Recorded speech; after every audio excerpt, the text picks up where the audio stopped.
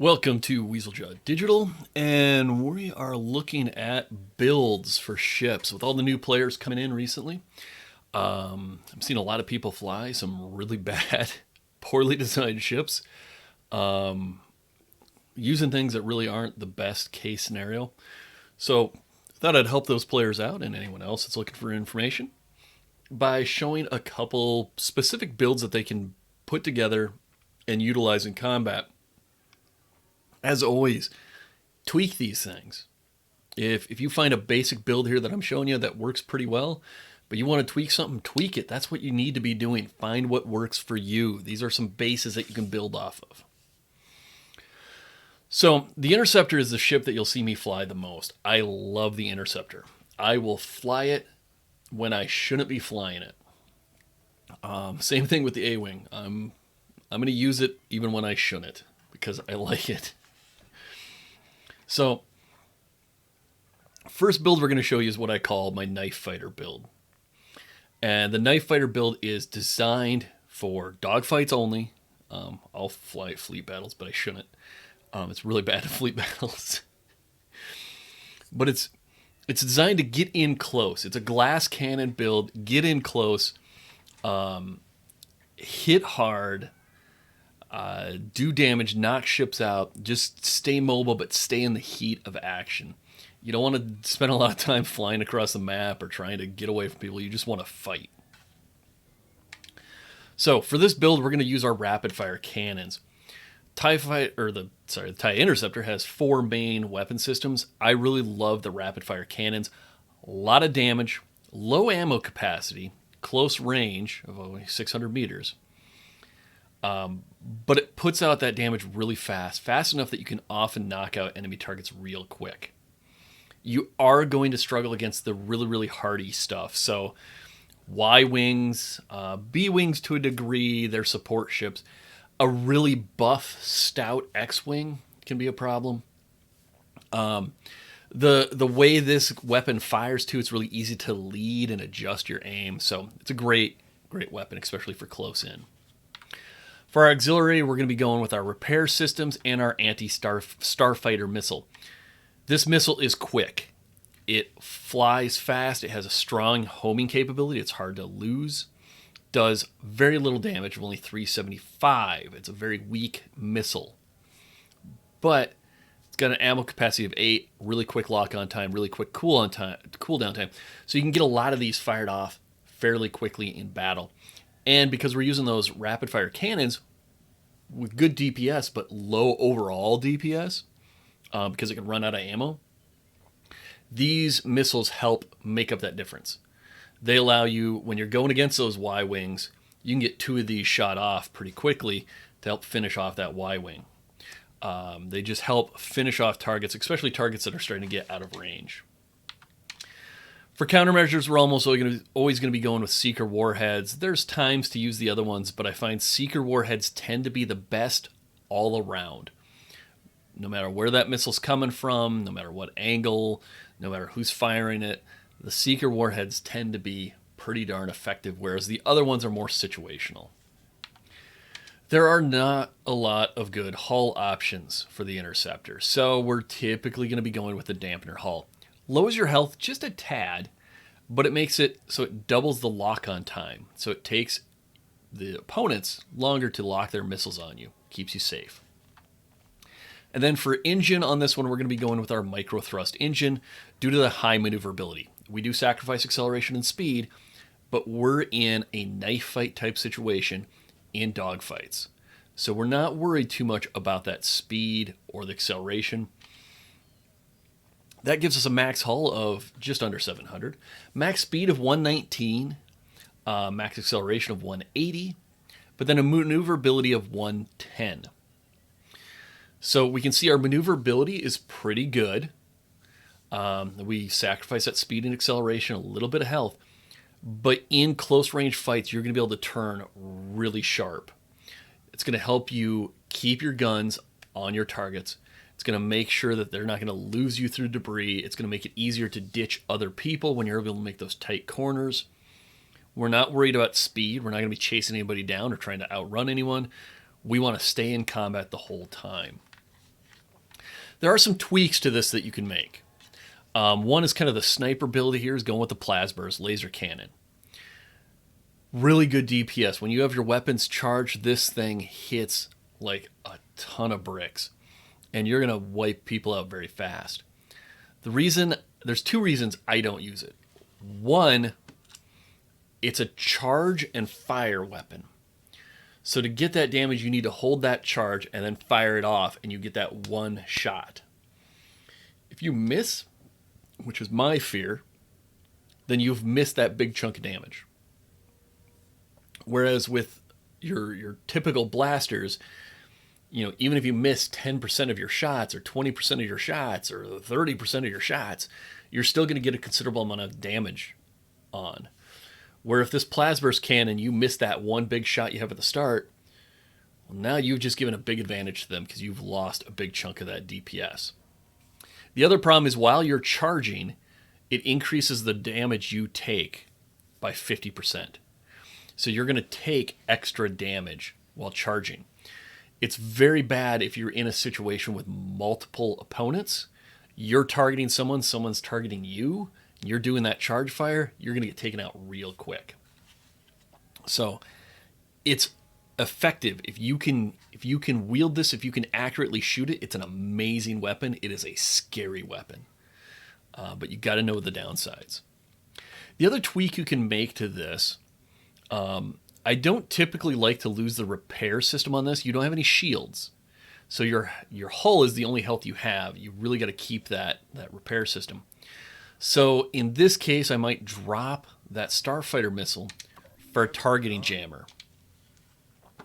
Targeting jammer on a ship like this makes you just disappear. It's a small, fast, maneuverable ship. Someone targets you, starts shooting, or you get a missile lock. You hit this targeting jammer. They can no longer target you. If you fly off their screen, their field of vision, they can no longer tell where you went. So if you change your maneuver around and turn away from them and maneuver some more, they're going to lose you. They're not going to know where you're at. But you're going to be able to keep your target on them, which means you're going to be able to position yourself behind your attacker and take them out. It's got a long cooldown of 30 seconds and only lasts for 5 seconds, so you're really got to make use of it. If you get in a lot of heat, you can always just pop this and just try to escape the area. So that stealth fighter build, also very effective. Like I said, you want to keep those repair systems, so you're losing your secondary weapon, but survivability is going to be high, and you still got those primary cannons to really pay off for you. The second build here is a Joust build. Not a build I would recommend for almost anything. There's really two specific times I'm going to use this build. One of them is in dogfights on Yavin and Yavin alone. So it's a very specialized build. And let me explain Yavin for a second. Yavin starts off with your two teams opposing each other just outside of weapons range. You're going to accelerate within 2-3 seconds. You're going to be firing at the enemy. Highly skilled players, good players, are going to go out to the sides and attack at an angle. But a lot of rookie players just charge straight ahead at the enemy. They see targets, they go for them. Interceptors are really bad ships for that exchange. If you're flying an interceptor, you have to go out. Unless you take a very specific build. And it's fairly effective for that Joust. It's also good for trying to retake. If you lose the center in Yavin, you lose a massive advantage on that map. Because whoever controls the center of that map really controls the flow of that entire battle. Trying to break into that means you're going to be jousting with people. So this build gives you a little bit of an advantage in those joust situations, that initial exchange, and also when you're trying to break into the center of Yavin. So with this, we're going with our standard laser cannon. Less DPS, but it increases our range. When we're jousting with people, we're going to be doing it at a long range. We don't want to lose that 400 meters of combat time, because that's damage we can be doing. For our auxiliary, we're going to be using ion rockets and regular rockets. These fire off quickly. They have high ammo capacity. They are dumbfire. There's no tracking. but that also means you don't have to wait for lock-on. In a jousting, straight-on jousting situation, these are amazing. You're going to put a lot of damage out ahead of you. Combined with your blasters, you're going to do a lot of damage. Any that get by, any that are laser fire, which is the other side of things, if they're shooting those, that's protecting you because that's blaster fire. That's not hitting you, it's hitting those missiles. So they kind of work as shields too. But if they get to the target, they're going to be, the ion ones are going to be stripping their shields and potentially shutting them down. The regular rockets are going to be doing damage to assist in your blaster damage. So you're going to go in and you're going to hit all 3 of your attack triggers and just bombard them with rockets and laser cannon. Countermeasures are going to be secret warheads. You're going to be taking a lot of shots from the front where the other ones are not all that effective. But this also protects you in other situations. Secret warheads are good for this. One thing you could do maybe is go with the sensor inverter. And if you are taking a straight-on missile shot, you can just turn it back at them. The hull, we're going to go with our dampener hull just to reduce the chance they're firing missiles at us. And we're going to go with, actually not the thrust engine, we're going to go with our micro thrust engine, which is going to increase our maneuverability while reducing our max speed and acceleration. If we break that initial exchange, we get past that initial joust, or we break into the center of Yavin, then that micro thrust engine allows us to go back to that kind of dogfighting routine that we like with the knife fighter. So we lower our hull a little bit, max speed acceleration, we have better maneuverability, and we have a whole lot of straightforward firepower to joust and win those joust situations. Let's talk modifications. Now, the one twist we can do with this is turn it into a bomber. And to do that, that's when we use our twin thrust engines to increase our speed, excuse me, while lowering our acceleration and maneuverability. This is used specifically to attack the capital ships, the MC-75 in this case. You don't want to waste this on their frigates or the CR-90 or anything like that. This is used for very quick bombing runs on the MC-75. And typically I'm going to use this in those last brief moments when that ship's about to die and I got knocked out and I want to get back in and do some damage. Or just before morale turns over. So when those capital ships are close to each other, morale's about to turn, but I want to get out there and hit them with something right now while I still have a chance. This does really good work. Ion rockets for taking down shields, rockets for doing damage, your standard laser cannon so you can start doing damage from 1,000 meters away. It's great at knocking out components or disabling components. If the shields are down, those ion rockets can disable those components while you're destroying them with the laser cannon and rockets. So it's kind of a fast attack bomber. Survivability is a little lax on it. The interceptor class ships don't do well against capital ships, but as a quick way to get there and do some damage before that morale turns, not a bad option. Next up is our Strafer, and this is for dogfights. It is a very effective ship for staying alive and for doing good damage, getting lots of good kills in dogfights. It is a very annoying opponent for me. This is probably the most or second most annoying target. And it's due to the fact that it shows up, it does its damage, it bugs out, you don't even get time to react to it. What you're going to do with this ship, you're going to stay out on the periphery of the battle. You're not going to be in there with like a knife fighter doing close-up damage. You're going to be flying in from the outside, picking a target, hitting them hard, hopefully knocking them out, flying off. You're not going to pick a new target and stay in the exchange. You're just going to attack, go. Turn around, attack, go. So for that build, we're going to go with a primary weapon of the rapid fire cannon. Again, high DPS, low range, and that's okay. We don't want to start exchanging fire from a long distance. That's going to give them more time to react. Left auxiliary is going to be our repair system, just to stay healthy. We don't have shields that can regen, so we got to be able to repair those systems up. Right auxiliary is going to be our cluster missiles. These are really fun for this build. This allows you to target one person, get up to 4 locks on them, and fire up to the 4 missiles, which does a maximum of 1,800 damage. That is a lot of damage. It does take 8 seconds per lock, so a little over 3 seconds to lock all 4.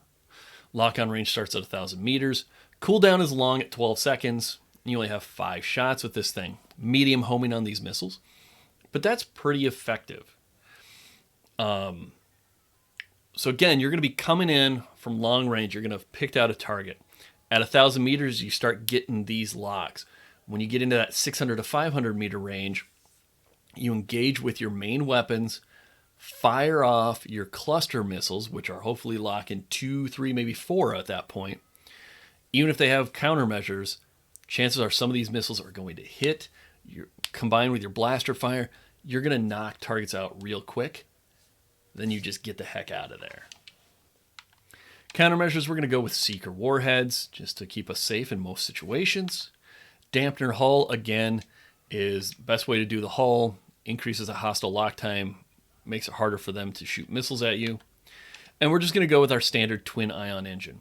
We don't want to sacrifice our max speed for this because we're going to be striking and running. We don't want to go with a twin thrust engine where we're losing that maneuverability because we need to make sure when we come in for that attack run that we can keep them lined up for the shot. So we're just going to go with our standard engine and fight that way. So not much difference for stats over our basic ship here. It's more of a style of play. Now, one tweak you can do, and it's kind of tough to do in this one because I don't want to give up my cluster missiles, which means giving up repair systems. But you could drop one of these 2 systems for that targeting jammer. Targeting jammer, again, is a stealth build. So if I throw in this targeting jammer on here, you come in, you do your quick strike, and then you hit that targeting jammer when you run off. That gives you time to make sure that you're going to get away and not draw anyone's attention. Most people aren't going to worry about trying to chase you down. You're going to disappear off their radar. They're not going to see you. They're not going to be able to target you. There's going to be better targets. So they're going to leave you alone on your run out. You give it that 12-second cooldown for your missiles, turn around, you find your new target, you start flying in. Hopefully by the time you make your strike, targeting jammer has reset and you're able to hit it again while you bug out. This is a very annoying build for me to go against because it just comes out of nowhere, hits me, and then can leave before I can even react or do anything to it. It's very hard to counter this kind of a build. Next up is our shield breaker. Now, there are certainly better chances or better options for shield breaker ships.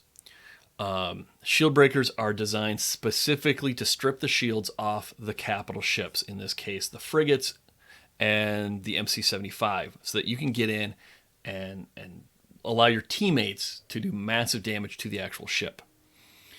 Having people waste a lot of time, multiple bombers, and other players taking pot shots with blasters, trying to strip those shields off slowly, is very ineffectual in fleet battles.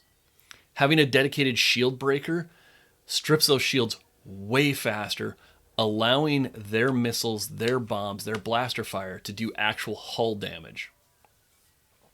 If you can switch the morale and quickly strip the shields off those ships, that's not only really effective, but it really boosts the confidence of your team to see, wow, those shields are already down. So the shield breaker can be pretty effective at that. Ion cannons, obviously to strip those shields. Max ion DPS of 1,680 damage per second, so you can really strip those shields fast. We go with our repair system because, again, we don't have any shields to depend on. We need those repairs. And we're going to go with ion rockets. Again, that's going to do that ion damage. 300 ion damage per missile, you have 30 of them. Countermeasures just to keep those missiles off us. And I would actually go with the dampener hull here. The dampener hull is going to reduce the chances that you take missile hits. You can go with the reflect hull here. it reduces the chance that you're going to be seen on that attack approach. So if you're on a map that's got a lot of debris that you can hide behind, this makes it harder for the enemies to react to your incoming dot and see, okay, I got someone on radar over here making an attack run. So the reflect hull is okay, but it hits your health really hard, and it's really only effective at that longer range. So it's not really the best option. I kind of prefer the dampener hull, but it's an option. You can use it if you would like to. And then we're going to be using our propulsion engines. No, we're not.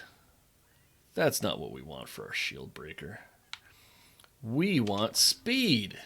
We want our thrust engine. I don't know why this one was all messed up.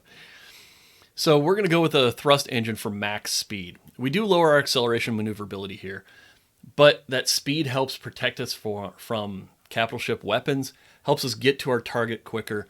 You will have to do drift turns and stuff to really maneuver around for your multiple attack runs, but that's fine. Your speed will get you into range and out of enemy range quickly.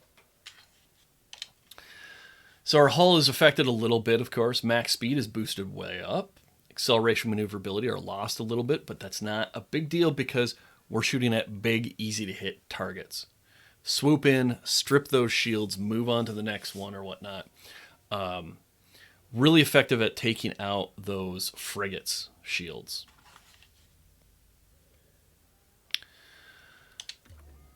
Last up is what I like to call the Wild Weasel. And this is an oddball build that has a very unique play style that is hard for people to adapt to. We're going to be kind of playing a knife fighting type build, but we're going to be flying it very differently. So we're going to take some different options just to make it really interesting here. And so one of those is our primary weapon is going to be a rapid fire cannon, short range, high DPS. We are going to be taking the mines. I forgot to mention this in the knife fighter. Swapping out the anti-starfighter missiles for the mines is a good option too there. So always keep that in mind. You're in close, you can drop those mines, especially if you're like chasing people around. So this one, we're definitely going with the seeker mine. We're going to take the target jammer. Anytime you get targeted, you're going to fire off this jammer and find out who's coming after you, take them out instead. We are going to use our countermeasures, the sensor inverter for our countermeasures. Sensor inverter reverses missiles and fires them back at whoever shot them at you. So that can be very effective at deterring enemy attacks on you. If people are paying attention to who they're shooting at, they'll just stop shooting missiles at you so that they don't have to deal with it. We're going to go with our dampener hull again to increase lock time against us. And we're going to go with a propulsion engine, which increases our acceleration while reducing our maneuverability. So, as I said, this one's kind of a unique build. Our max hull is reduced a little bit. Max speed stays the same. Maneuverability is tweaked downward a little bit, but that's not bad. We only lose 8.5 in maneuverability, leaving us still pretty maneuverable. On top of that, though, our max acceleration is jacked way up to 512. We add 256 acceleration to this ship. You go from 0 to full speed or full speed to a full stop incredibly fast. And because of the way that your maneuverability increases towards the mid-range of your acceleration, of your speed, that quick acceleration and then deceleration, re-acceleration gets you into that sweet spot for high maneuverability really well. So what you can do in a dogfight situation, if someone gets on your tail, you can pop that targeting jammer. You can slow yourself down, and I would go all the way down to 0. And you start turning before you even hit 0. Then you crank that speed up again.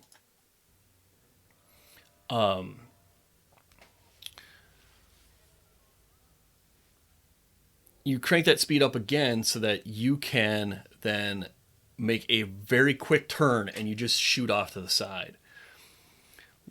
What's annoying is when you're trying to chase these guys down, they suddenly throw on their brakes. You're trying to lead them and all of a sudden they throw on their brakes and you will be way off on your aim.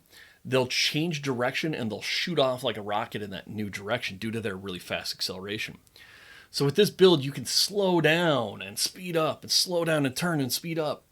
And you just kind of flit about the battlefield really quickly in a haphazard, hard to lead way. And it makes it very hard to target you and deal with you. It's a fun build. It has a very unique play style. It does not fly like the other ships. You see rookie players come to complete dead stops so that they can target, or complete dead stops and turn to where they want to go. And that's a very bad strategy. But that's not what we're doing here. We're not ever coming to a complete stop. We're just hammering our speed down to 0 and then hammering it back up to full when we make a turn. So you hammer it to 0, hammer it to full speed, and you're just jetting off in another direction. These guys are hard to track. They're hard to deal with. They can turn on a lot sharper of a trajectory than you would expect they can. And it can really throw people off. So it's a fun little ship to play with. Just because of how maneuverable it is due to that incredibly high acceleration. So there we have our builds. We have our in-close glass cannon knife fighter that's just going to get in and shoot people down real quick. Again, we can swap it up a little bit, give it the blast burst and really give it some high damage, or give it targeting jammer so it has some stealth to get away. We have our Yavin Jouster, which is used specifically going head on, or in fleet battles, we can use it for bombing runs. Our Strafer is kind of the best all around just target and strike fighter. Good for dogfights, pretty good yet in fleet battles. Pick your target, pounce on them, hit them with a lot of damage, bug out. Very, very high survivability, very high damage. We have our shield breaker again. Other ships are probably better shield breakers, but if you're really focusing on just the interceptor, this build can strip those shields pretty darn well. And then the wild Weasel with its crazy high acceleration that can just turn on a dime and shoot off like a rocket, come to a stop, and just really throw off people that are trying to pursue him. So with that, I hope you feel a little more comfortable with the Interceptor. I hope to see you out there in battle. Don't forget to like and subscribe, and I'll see you next time.